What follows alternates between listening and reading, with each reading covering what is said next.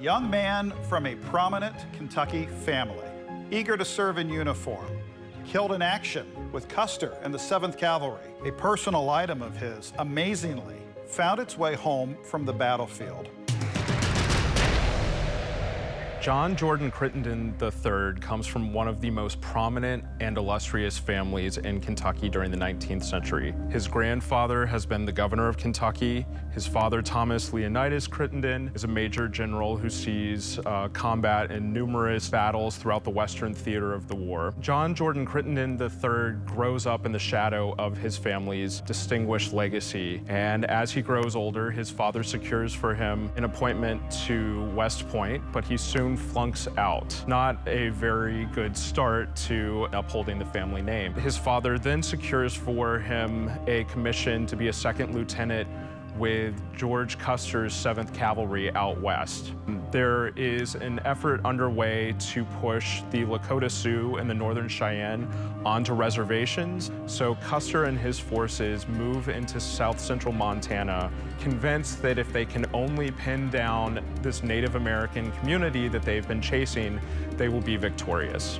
And as we know, it doesn't go that way. Over 260 Americans die in the Battle of the Little Bighorn. John James Crittenden III is only 22. It's just a few weeks past his 22nd birthday, and he dies on the battlefield. The body is mutilated, and it's picked clean of any valuables that are on it. And one of the things that is taken from the body is a pocket watch. After the battle, the watch had been picked up by a Lakota Sioux warrior who then trades it. It actually ends up over 500 miles away in Manitoba, Canada.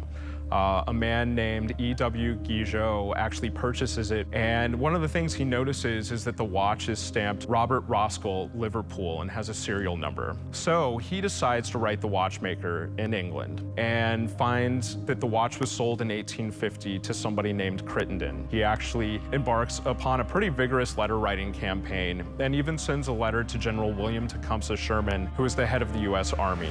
And ultimately what happens is that the watch is returned to the Crittenden family. So it takes 4 years from the time of the battle to the time the watch returns to the Crittenden family. When you have something like this pocket watch, it is a symbol of the grief that has been borne by Kentucky's military families when they have lost somebody in service to their country. It reminds us that these were people, and that each person had a story, and that the stories are worth remembering. To learn more, visit us online at history.ky.gov.